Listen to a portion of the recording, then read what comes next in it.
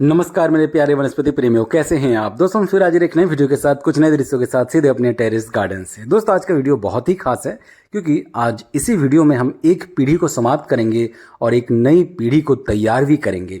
यानी कि आज हम एक जनरेशन को पूरी तरीके से समाप्त करेंगे और फिर हम एक नए जनरेशन को तैयार भी करेंगे। तो चलिए बिना देरी की हार्वेस्ट को शुरू करते हैं। दोस्तों आज हम अलग तरीके से हार्वेस्ट कर रहे हैं। पत्तों को ऊपर ऊपर से हम छांट रहे हैं। आज हम कोई भी कैंची से डालियों को नहीं काट रहे हैं। अरे ज़रा ठहरिए, डालियों को भी काटेंगे, मगर हम पहले हार्वेस्ट कर ले पत्तियों को। दोस्तों आप में से बहुत कोई ये कमेंट किए थे कि इसका बीज कहाँ मिलता है, वाटर स्पिनच को हम कैसे लगा सकते हैं। तो दोस्तों इसीलिए हमने सोचा कि आज इसी वीडियो में आपको हम सब कुछ करके दिखाते हैं। सबसे आसान तरीका होता है वाटर स्पिनच यानी कि कलमी को लगाने का कटिंग से। आप डालियों से बहुत ही आसानी से इसको उगा सकते हैं। बीजों से ये बहुत ही देरी से तैयार होते हैं, बीज आसानी से मिलते भी नहीं हैं। कुछ इस प्रकार के जो साग होते हैं या फिर जो पुदीने होते हैं, ये सिर्फ और सिर्फ कटिंग से ही बहुत ही जल्दी से तैयार होते हैं। इसलिए आप हमेशा कलमी जैसे सागों को कटिंग से ही लगाया कीजिए। अब आपके मन में यहाँ पर एक सवाल उत्पन्न हो सकता है कि हम पहली बार कटिंग्स कहाँ से लाए। तो दोस्तों आपको पहली बार कटिंग्स कहीं ना कहीं से जुगाड़ करने पड़ेंगे, अन्यथा आप मार्केट से ही खरीद कर लाए। आप डंठल को अलग करके फिर उसको आप लगा सकते हैं। कुछ कलमी के साग हमारे इस प्रकार के ग्रो बैग्स में भी हैं। हमने विभिन्न प्रकार के कंटेनर्स में सागों को उगा रखा है और आज हम फिर से कुछ नए नए कंटेनर्स को भी तैयार किए हैं, उस पर भी हम कटिंग्स को लगाएंगे। पहले इसको अच्छी तरीके से हम हार्वेस्ट कर लेते हैं। आज हम कोई भी कैंची से हार्वेस्ट नहीं कर रहे हैं, हालांकि हम कैंची का भी प्रयोग करेंगे इसी वीडियो में, आपको आगे चलकर पता भी चलेगा। पहले हम पत्तियों को अच्छी तरीके से ऊपर से पिंचिंग कर रहे हैं, ये बहुत ही ज़रूरी होता है। कुछ कुछ पत्तियां जो डंठल में ही नीचे हैं उसको हम बाद में छांटेंगे। कब छांटेंगे आपको अवश्य हम दिखाएंगे। तो दोस्तों ये बहुत ही गुणकारी साग है, इसके बारे में हमने बहुत बार चर्चाएं कर रखी है। आपको भरपूर तरीके से इसका सेवन करना चाहिए गर्मी के दिनों में, और ख़ास करके बरसात के दिनों में तो ये भरपूर तरीके से हमें मिलते हैं। तो आप अवश्य बरसात फुल फ्लेज में शुरू होने से पहले इसको अपने गार्डन का हिस्सा बनाएं। तो हमने पूरी तरीके से पत्तियों को छांट लिया है, हार्वेस्ट कर लिया है। पत्ती बिल्कुल फ्रेश है, ताज़े हैं, और डंठल को भी हम अब कैंची की मदद से काटेंगे। जी हाँ दोस्तों, इसी कटिंग्स को हम दोबारा से लगाएंगे और लगाने का भी तरीका बहुत ही अलग अलग होने वाला है। आपको जो भी तरीका पसंद हो आप उसी का प्रयोग कर सकते हैं। तो चलिए सबसे पहले हम थोड़े से मिट्टी को अच्छी तरीके से गुड़ाई कर लेते हैं। अभी आपको मालूम है कि बरसात हो रही है, इस वक्त बरसात का दौर चला हुआ है, तो मिट्टी में नमी बहुत अधिक है। हालांकि कलमी के साग नमी मिट्टी में ही अच्छे से उत्पन्न होते हैं, मगर ये बहुत ही अधिक जम चुका है, तो इसको हम थोड़ा सा गुड़ाई कर रहे हैं। गुड़ाई करने से आसानी रहेगी इसको दोबारा से लगाने में। तो हम पूरी तरीके से सारे कंटेनर्स को गुड़ाई कर लिए हैं। अब हम इसको कट करते हैं। कटिंग का तरीका भी बहुत ही आसान है। आपके हाथ में जितने भी डंठल आ रहे हैं आप उसको एक बार पकड़ लीजिए और फिर कट लगाइए। दोस्तों ये जो हम डंठल को काट रहे हैं, इससे फिर से नए नए डंठल भी उत्पन्न होंगे, नए नए साग भी तैयार होंगे। यानी कि ये जो पीढ़ी है, ये पीढ़ी पूरी तरीके से समाप्त नहीं हो रहा है। ये पीढ़ी फिर से नए नए पीढ़ी को जन्म भी दे रहा है और साथ ही साथ खुद भी हमें और आने वाले दिनों में साग देते रहेंगे। तो दोस्तों यही फ़ायदा रहता है घर के छत पर बागान होने का। जब आप खुद से सागों को ऐसे ही कटिंग से उगाते हैं तो बहुत ही प्रसन्नता मिलती है और साथ ही साथ आप नए नए पीढ़ी को जन्म भी देते रहते हैं। हमने सिर्फ इसी ग्रो बैग को अभी कट किया है, हम धीरे धीरे करके सभी कंटेनर्स को कट करेंगे और लगाते चलेंगे। तो चलिए इसको लेकर चलते हैं अपने कंटेनर्स की ओर। पहले से हमने मिट्टी को तैयार करके रखा हुआ है, गुड़ाई हमने कर लिया था। अब ये पहला तरीका है, इसमें हम क्या कर रहे हैं कि डंठल को बस उस पर लेटा रहे हैं और फिर अपने उंगलियों के सहारे उसको बहुत ही आसानी से इस प्रकार से आप उसको मिट्टी में डालते चले जाइए। ये एक पहला तरीका है। कुछ नहीं करना है, डंठल को आराम से उसको लेटा दीजिए, सुता दीजिए और फिर उसको धीरे से करके उसके अंदर आप ऐसे पुश कीजिए, उंगली को अपने आप घुसता चला जाएगा। तो ये पहला तरीका है। इस कंटेनर में हम इसी तरीके से लगाएंगे। बहुत सारे तरीके आज आपको हम बताएंगे, आपको जैसा पसंद हो आप वैसे ही उपयोग करके लगा सकते हैं। इस प्रकार से अक्सर हम धान की रोपाई को देखते हैं। जी हाँ दोस्तों, धान भी इसी प्रकार से खेत में तैयार किया जाता है, मगर फ़र्क यही रहता है उसमें कि वो कीचड़ वाली मिट्टी रहती है। ये मिट्टी भले ही नमी है मगर ये कीचड़ वाली मिट्टी तो नहीं है। तो दोस्तों ये पहला तरीका है। अब हम आपको दूसरा तरीका बताते हैं। इसमें क्या करते हैं कि हम उंगलियों से इस प्रकार से पहले से ही होल कर लेते हैं और बहुत ही आसानी से फिर हम एक एक डंठल को डालते चले जाएंगे। जो छोटी मोटी डंठल होंगी उस पर आप दो दो करके डाल सकते हैं। अगर मोटे डंठल है तो आप एक एक के पंक्ति में लगाते चले जाइए। अगर बहुत ही पतले हैं, छोटे किस्म के डंठल आपको दिख रहे हैं तो आप दो या तीन तीन की संख्या में एक एक होल में आप डाल सकते हैं। इस प्रकार से भी आप बहुत ही आसानी से लगा सकते हैं, मगर आपको पहले से ही मिट्टी को गुड़ाई करके रखना पड़ेगा, तब ये आसानी से लगते चले जाएंगे। मिट्टी में इस वक्त नमी अधिक है, हालांकि कलमी के जो साग है वो पानी में भी उत्पन्न हो जाते हैं, मगर हम अक्सर कलमी को मिट्टी में ही तैयार करते हैं। अगर हम पानी जमा करके रखते हैं तो कई बार उसमें मच्छर उत्पन्न हो जाते हैं। तो दोस्तों यहाँ हमारा कटिंग समाप्त होता है। अब हम कुछ नए कटिंग्स फिर से काटते हैं, फिर हम आगे अपना रोपाई को जारी रखेंगे। तो इसीलिए आज हमने हार्वेस्ट को थोड़ा सा अलग तरीके से किया है। ऊपर ऊपर से हमने सिर्फ पत्ते को पिंचिंग किया है। इसमें भी बहुत सारे अभी भी पत्ते आपको नज़र आ रहे हैं। तो हम जब कटिंग्स को लगा रहे हैं उस वक्त जो हमें पत्ते दिख रहे हैं उसको हम छांट भी रहे हैं, फिर उसको हम लास्ट में धोकर उसको भी हम आज अपने हार्वेस्ट में शामिल करेंगे।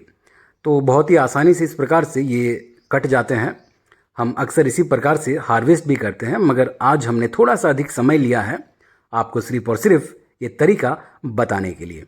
तो इस तरीके से हम इस कंटेनर को पहले पूरा करते हैं। बहुत ही आसान सा ये तरीका है। आप होल करते चले जाइए पहले उंगलियों से बहुत ही आसानी से, और फिर उसमें आप एक दो करके छोटे मोटे जो डंठल है उसको डालते चले जाइए और इसी प्रकार से ये जंगल तैयार हो जाएगा। जी हाँ दोस्तों, जंगल, क्योंकि कलमी जंगल की तरह ही फैलते हैं, बहुत ही तेज़ी से फैलते हैं। आप अगर इसको हार्वेस्ट ना करें तो ये बहुत ही घने तरीके से लताओं की तरह भी बढ़ने लग जाते हैं। इसीलिए समय समय पर हार्वेस्ट आप करते रहा कीजिए। तो हमने पूरी तरीके से 2 कंटेनर में लगा दिया है, 2 अलग अलग तरीक़ों से। अब तीसरे कंटेनर में हम अलग तरीके से लगाएंगे।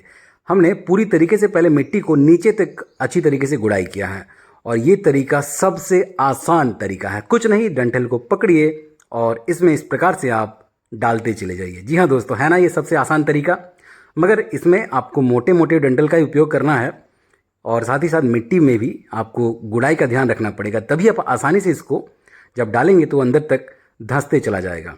ये बहुत ही आसान तरीका है, आप कोई भी तरीका फॉलो कर सकते हैं और कटिंग्स को आप ऐसे ही लगा सकते हैं। दोस्तों कटिंग्स का बहुत ही अहमियत है मानव जीवन में। रोज़मर्रा की ज़िंदगी में खाने पीने में कटिंग्स का बहुत ही ज़्यादा उपयोग किया जाता है। हम फल सब्जियों को जब कट करते हैं उसका भी अलग अलग हमने नाम रख दिया है, स्लाइसिंग, डाइसिंग, चॉपिंग, जूलियंस। क्या कुछ नहीं है कटिंग्स के तरीके। खाने की बात हो रही है तो पीना कहाँ पीछे रह सकता है, कटिंग चाय, आपने सुना होगा। दोस्तों कटिंग कथा को ही विराम देते हैं और कुछ फिर से कटिंग से लाते हैं, क्योंकि हमारे कटिंग्स समाप्त हो चुके हैं। कुछ कंटेनर्स अभी भी तैयार हैं, उस पर हम ये बाकी बचे जो भी कटिंग्स आज का है इसको हम लगा देते हैं, फिर हम कटिंग कथा को भी आगे कंटिन्यू करेंगे। दोस्तों बहुत ही आसानी से आप इसको ऐसे ही काट सकते हैं, और अगर आप कटिंग्स को नहीं भी लगा रहे हैं तो भी आप समय समय पर इस प्रकार से बीच बीच में कटिंग्स किया कीजिए, क्योंकि कटिंग करने से बहुत ही तेज़ी से हमें ग्रोथ देखने को मिलता है, ना सिर्फ कलमी के साग बल्कि हर वो पेड़ पौधा। तो चलिए इसको हम बाकी कंटेनर्स में लगाते हैं। एक और तरीका है, उसको हम अंतिम में आपको बताएंगे, पहले इस कंटेनर को पूरी तरीके से लगा लेते हैं। हाँ, तो कटिंग कथा। दोस्तों एक वनस्पति प्रेमिक हमेशा दूसरे वनस्पति प्रेमिक से कटिंग की आस रखता है। जी हाँ दोस्तों, कटिंग्स यानी कि पेड़ पौधे के कटिंग्स, पेड़ पौधे जो आसानी से कटिंग से लग जाते हैं, हम और आप हमेशा इसकी खोज रखते हैं अपने दोस्तों से या फिर कोई भी गार्डनर से कि हमें गिफ्ट ही मिल जाए। तो दोस्तों अब अंतिम तरीका आपको बताते हैं।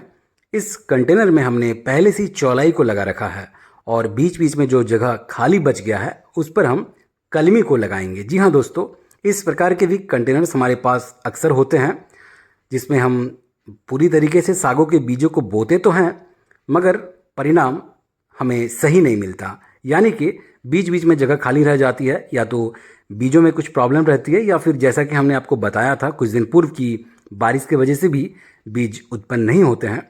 तो उस प्रकार के कंटेनर्स में हम ऐसे ही उपाय करते हैं, ऐसे ही हम कटिंग्स को लगा दिया करते हैं।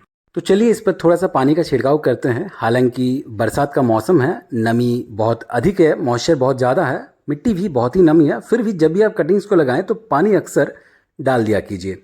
आप देख सकते हैं पानी डालने के मात्र ही ये जल निकासी भी सही से हो रहा है। तो बरसात के दिनों में इसी प्रकार का कंटेनर आप हमेशा तैयार कीजिए कि जल निकासी सही से होती रहे। तो दोस्तों बाकी कंटेनर्स में भी हम पानी का छिड़काव कर देते हैं। और ये जो पानी आप देख रहे हैं, आपको ये फ्रेश पानी नज़र नहीं आ रहा है, थोड़ा सा कीचड़ जैसा आपको नज़र आ रहा है। इसके पीछे कारण है कि जब हम कटिंग्स को लगा रहे थे तो जो पत्ते हमें दिख रहे थे छोटे छोटे, उनको हम पानी में डालकर धो रहे थे।